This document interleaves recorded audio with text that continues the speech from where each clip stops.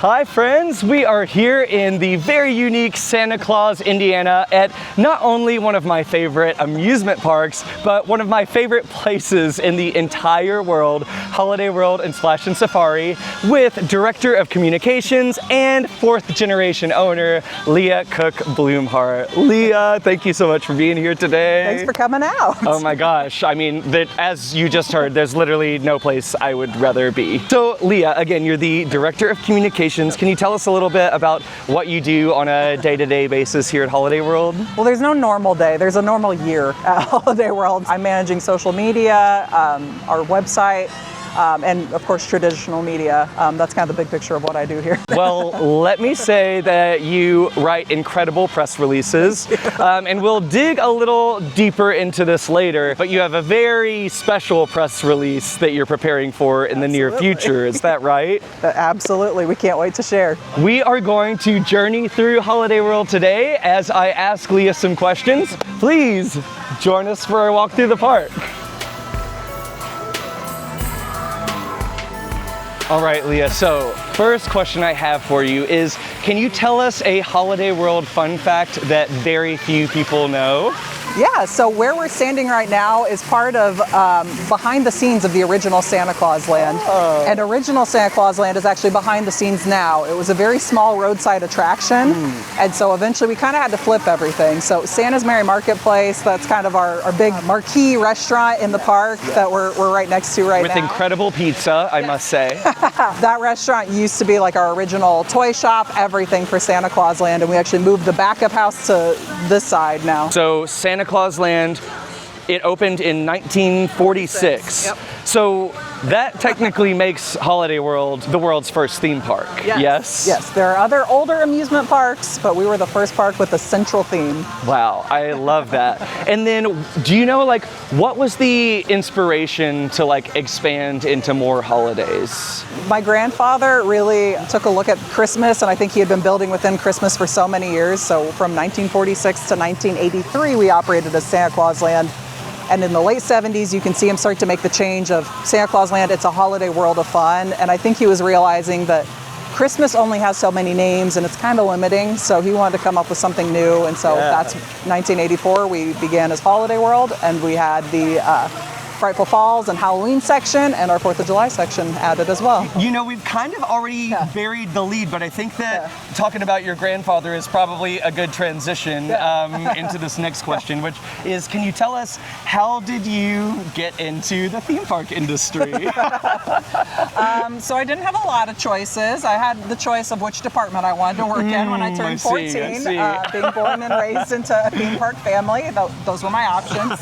I chose food and beverage for my first job and worked in Jungle Jake's in the water park. Through the years, I worked my way through many departments. I worked in cash control, entertainment, attractions, you name it, and eventually landed in PR. Just to give you all a little history about Holiday World and my relationship with it. So I grew up about 45 minutes south of here in rural Kentucky. And so from the time that I was 2 years old, I spent every season either in the Reindeer Ranch. The Reindeer Ranch, yes. And then when I was 6 years old, I stood against a wall in my house and had my parents measure me every day for a year until I reached the 48-inch mark so that I could ride the Raven. And then eventually I was on the very first general public train of the voyage. And then I think maybe a couple years later, you all threw a like a Holiday World's #1 fan competition. You got beat out by a little kid. Oh my gosh, I sure did. Are you bitter about that? You better believe I am bitter to this day. Don't get me wrong, that kid was very cute, but did he write and perform his own song on live piano? He did not. I don't know. Obviously, I needed to work on my marketing campaign because I didn't get the votes. Yep. But all that to say is that to this day, I'd still consider myself Holiday World's #2 fan. And if you have any job openings, I'm available. Awesome. Don't tell my boss. Okay, Leah, what would you consider the hardest part of your job? I would say keeping just the right amount of skin thickness. So you have to have a thick enough skin that you can take criticism. We read all the comments that come through, but you have to be able to take everything with a grain of salt. But we're real people, and we do want to deliver a great product, and sometimes it's really hard when we don't meet the mark. We still want to hear about it, obviously. Yeah. And it's great that people send us that stuff, because the worst thing that they could do is keep it to themselves. I'm sure you get guests of all ranges of the spectrum, you know, from people who are traveling to have their once-a-year vacation, Absolutely. To enthusiasts who traveled from a different continent to be here to ride the coasters. On those days that, you know, we don't hit the mark, we hate it too. But yeah, it's finding that right level of caring, but also being able to let some stuff go. And you know, that is something that makes Holiday World so great, is that you can tell that you all take that feedback and put it into place. In fact, what would you say is an example of a piece of guest feedback that you've received that we can see actioned in the park now? So I would say our worry-free weather guarantee. So years ago, when it rained, our policy varied widely, and it kind of depended on who was the manager. If they decided that we would hand out comps, and that we would be handing out comps to everyone in the rain, and they had to leave while we were under severe weather, or else they stayed in the park and then they had to just stick it out for the rest of the day. And if it was past the time that we were giving out, it stunk. It was complicated, it stunk. So now we have the worry-free weather guarantee, where if you have used a ticket on a day that we have closed rides for 90 minutes or longer, we will automatically validate that ticket for another day. You just bring it back to guest relations, same year, but you can come back anytime that we're open to the public and have another chance to enjoy a great day. Well, I know that people watching this video want to hear about roller coasters, of which Holiday World has 6 coasters, all incredible. I'd say what you're probably most known for, though, is your wooden coasters, right? And obviously, Holiday World takes incredible care of those wooden roller coasters. Can you tell us a bit about how that process works when it comes to taking care of those rides, retracking them? Like, which strategies have you tried in the past that didn't work out? And how do you see a return on investment in that wooden coaster track work? So first, I would say the only strategy we've ever tried that didn't work out would be not investing. So even in 2020, when we reinvested almost nothing, just because we weren't sure what the next year was going to look like, we still put $250,000 into the Raven. This is really important to us, and we've learned the hard way that you can't skip a year of track maintenance, especially when you have miles of linear track feet like we have. There's just no getting around it. You have to put the time in, you have to put the money in, and every year we do a big project.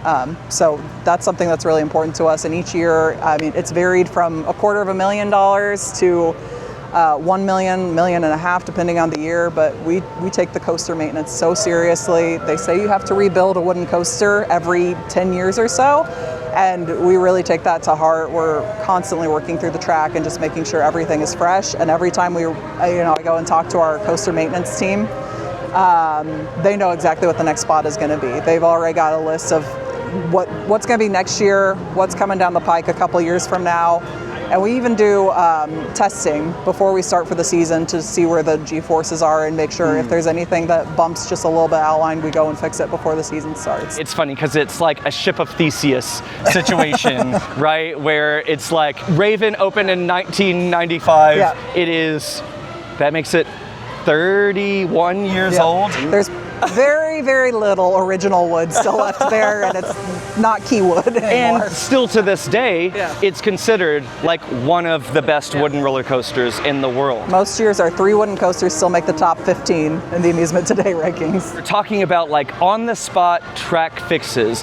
Now, I know that you've worked with multiple wooden coaster manufacturers to do this major track work. A few years ago, Legend had its final third, shall we say, or final fourth, retracked and reprofiled by GCI, which I love, by the way. That 4 corners turn at the end, now that has those extra pops of airtime. But more recently, you've been working with the Gravity Group with their new pre-cut track. I know that went on the Voyage last season.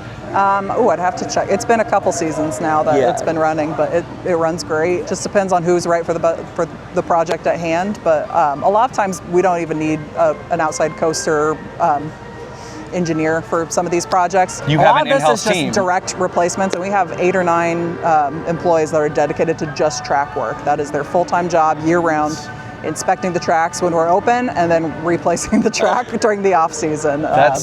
They stay very busy. And we even have to bring in help for them at times. But, so are the people on that team generational woodworkers who worked on wooden coasters? Like, do these people start and end their careers at Holiday World? Like, just from what you've gathered, what does that look like? It's kind of a mix. So it's a trainable skill, and we definitely have the capability of training people in it. So we mostly get a lot of local people. Our current manager of the shop is a millwright by trade, but I mean, people come from kind of all different walks of life and all different jobs. But yeah, there are people generally who know how to work with wood. That's a pretty good starting point. We have a good training program and we can teach them, but it is a very specific trade, and so it's a very special thing to us when we have them. We do try to keep them and retain that team as much as we can. Yeah, well, they are doing amazing work. We have been riding some of the wooden coasters here today, and let me tell you, they are running better than ever. All 3 of them, fantastic.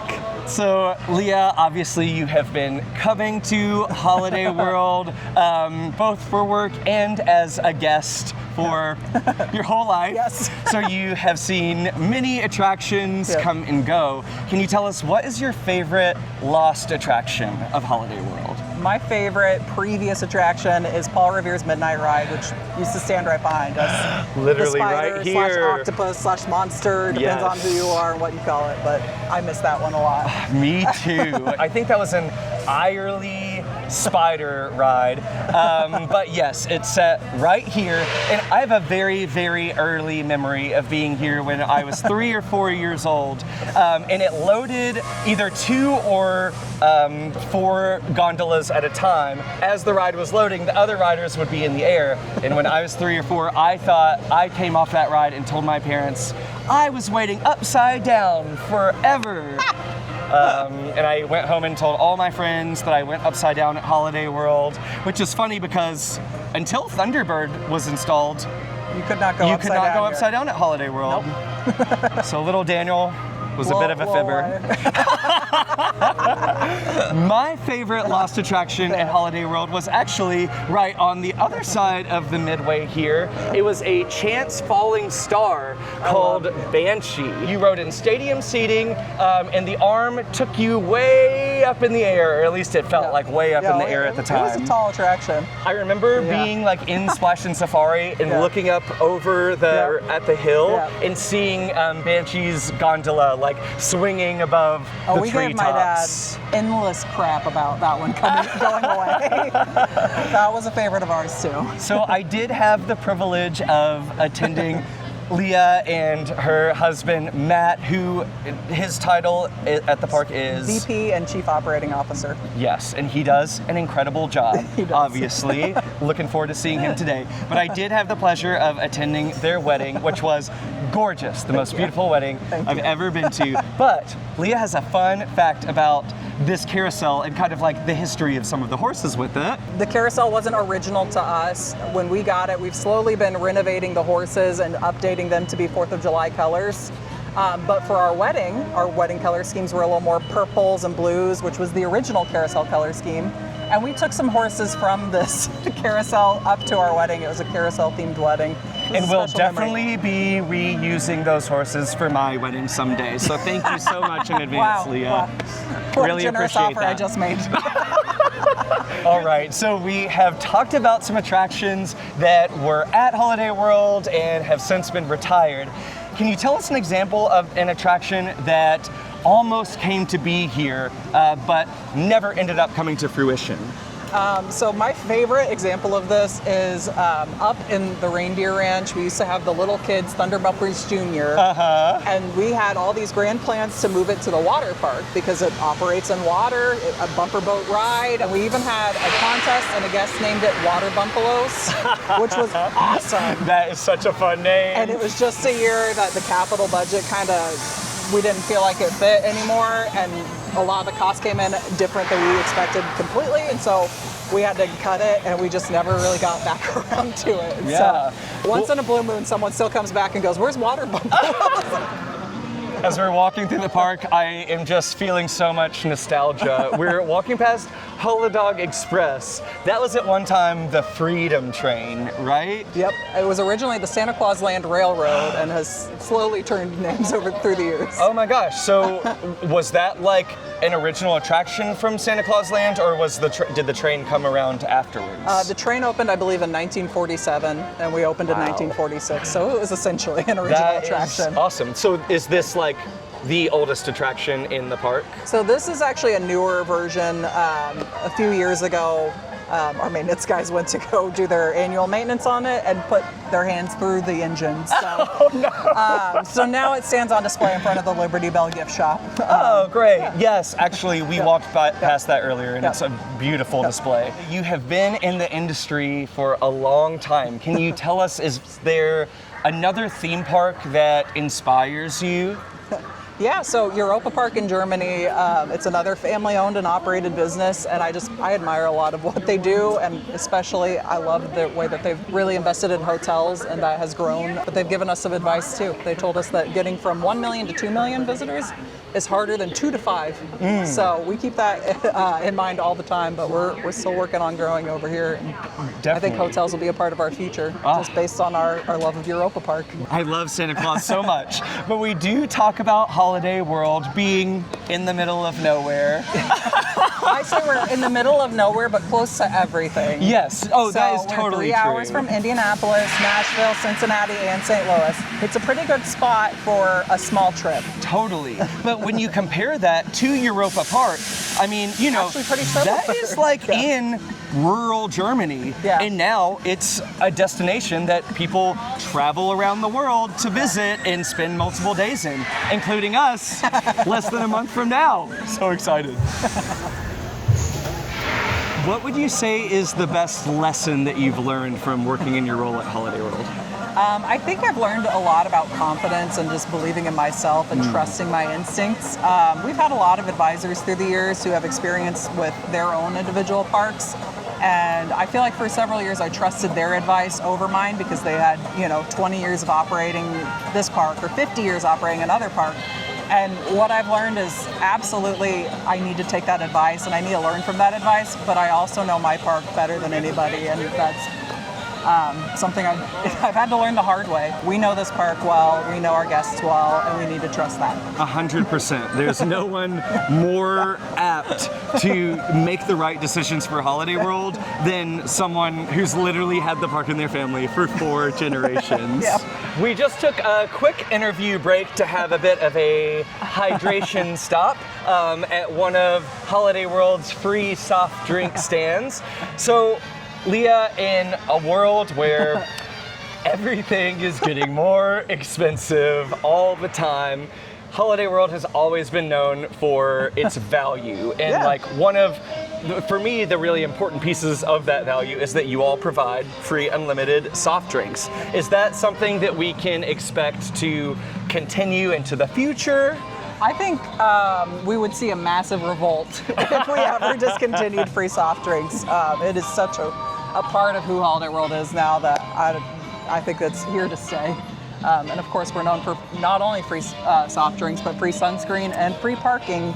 And we're 2 parks for 1 price, so you get Splash and Safari included with your ticket to Holiday World. Yeah. Pretty hard to beat. This is a good deal if I've ever known one. So Leah, the park is gorgeous, I must say. I mean, your landscaping team is doing a great job. Everything looks freshly painted and well presented. With that said, I'm a person who believes there's always room for improvement.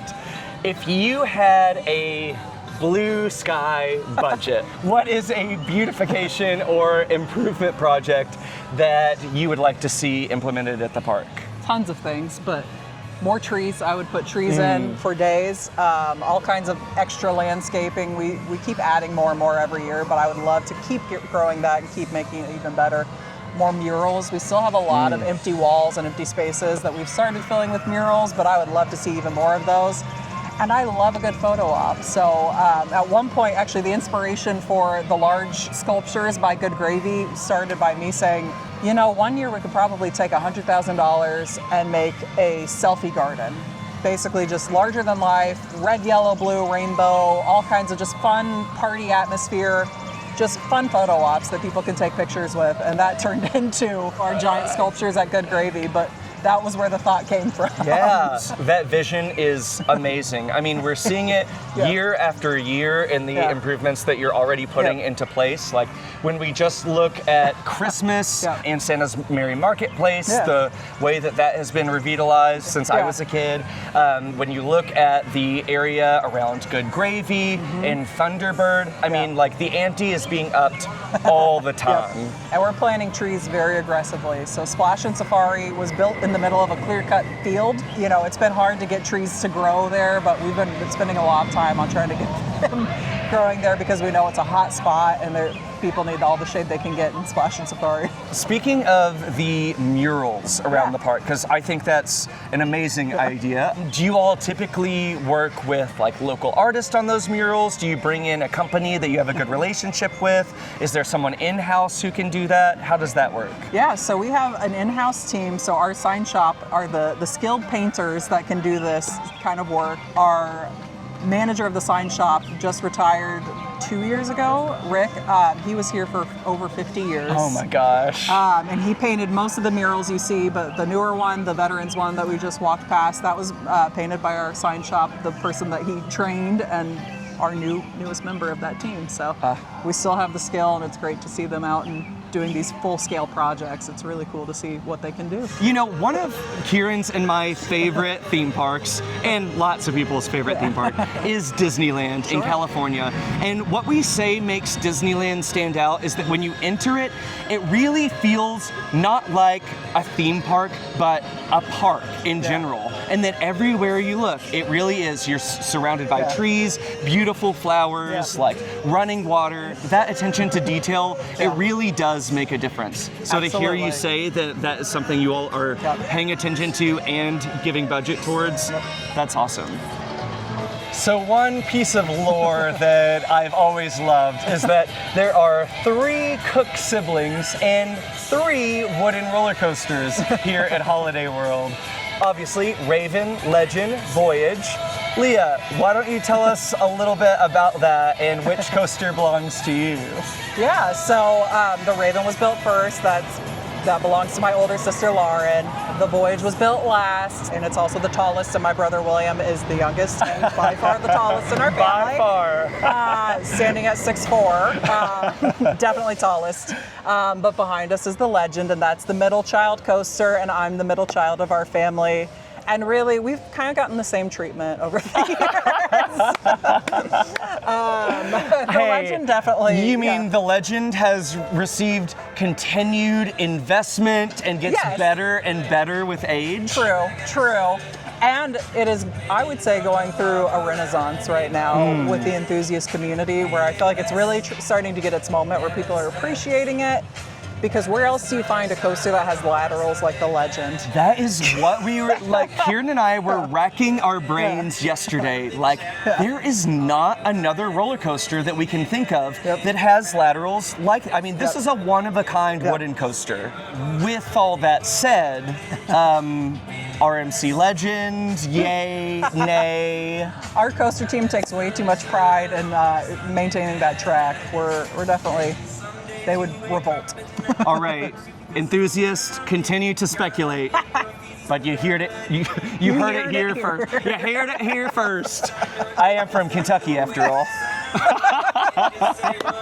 And we're always talking about one of the most important parts of any theme park is the atmosphere. And live entertainment is such a huge part of park atmosphere that many amusement parks around the country and world have just thrown by the wayside. I saw that there is a long schedule of shows here today at Holiday World. Yeah, absolutely. Our entertainment department has been doing a great job of bringing new stuff in all the time. We've got a stage where we rotate acts through. So this week we have a comedy hypnotist, I believe. And credit where credit is due. Your sister Lauren is in charge of entertainment still? Yeah. So my sister Lauren and her manager Amanda and her team, they do an amazing job bringing entertainment in and keeping all these stages full and keeping the energy in the park. Amazing. Gosh, there is literally something for everyone to do here at Holiday World. I love it. Speaking of which, we are headed in the direction of an attraction that everyone can currently enjoy at Holiday World, which is The world's largest rubber duck. Okay, friends, so here we are in front of what is the world's largest rubber duck. Leah, what is this and why is it here? This is Mama Duck. She stands over 60 feet tall. She's an inflatable rubber duck. This is part of Rubber Duck Days at Holiday World because why not? Yeah. Because we like to have fun here and we like absurd and ridiculous things. So we decided to do something fun in June. Normally we don't have a lot on the calendar, so our brilliant entertainment team, led by my sister Lauren, decided that it was time to bring something in June. So here we have the world's largest rubber duck. Okay, so speaking of blue sky projects, let's say you have unlimited budget, you have unlimited space, you can just totally disregard the target demographic of Holiday World. Which ride would you like to see brought to Holiday World? I feel like I have so many answers. It's hard to pick. Really, what I would love to see is an elaborate, immersive, $100 million dark ride somewhere in the Christmas section specifically. I just feel like Christmas is such an underdeveloped section that I would love to see something there. But obviously, there's so many things to choose from. I would love an entire birthday section that's really dedicated to kids. Birthday? Oh, absolutely. Oh my gosh, that is a theme that I haven't even thought about. That's brilliant. Yeah, we've talked about that for years. That's been a part of the planning. We had theming consultants at one point propose an indoor New Year's section. So many things I would love to get around to building. Totally. But yeah, it's hard to pick just one. But and man, how if I about could for do those a huge... thrill seeker roller coaster enthusiasts? Are you fishing for something? Maybe so.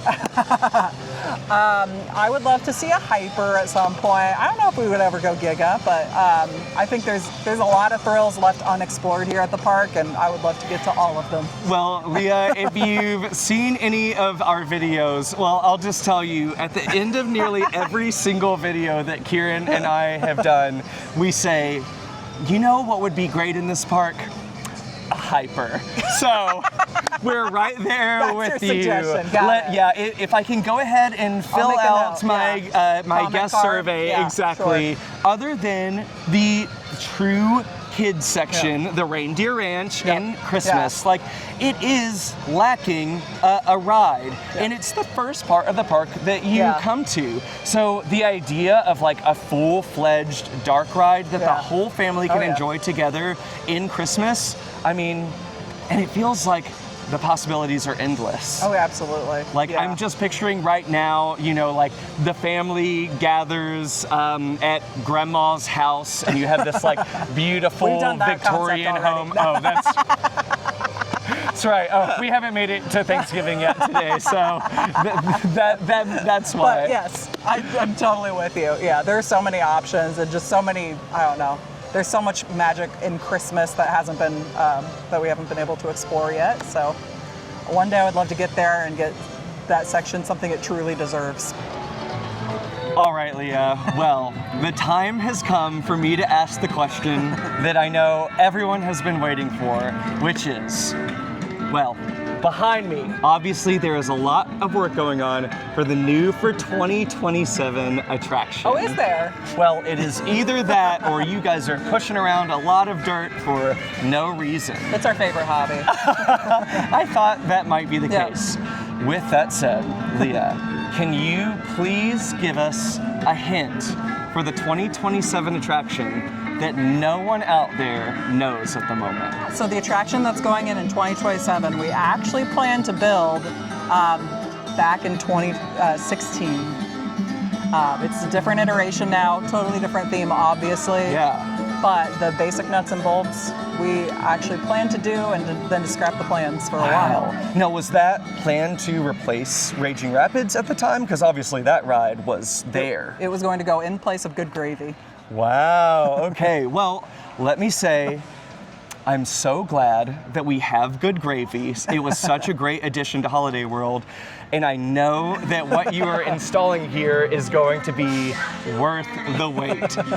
With Holiday World being a family-owned park, I know that you and your family have a history of like having a lot of input when it comes to what attractions are we building here. Absolutely. We see that in the coasters that have arisen. Like, I know when the Legend was in development, you all reached out to coaster enthusiasts to ask like, hey, what were some of your favorite elements from different wooden coasters? And then we put them all together and now never we have the voted Legend. at number 1.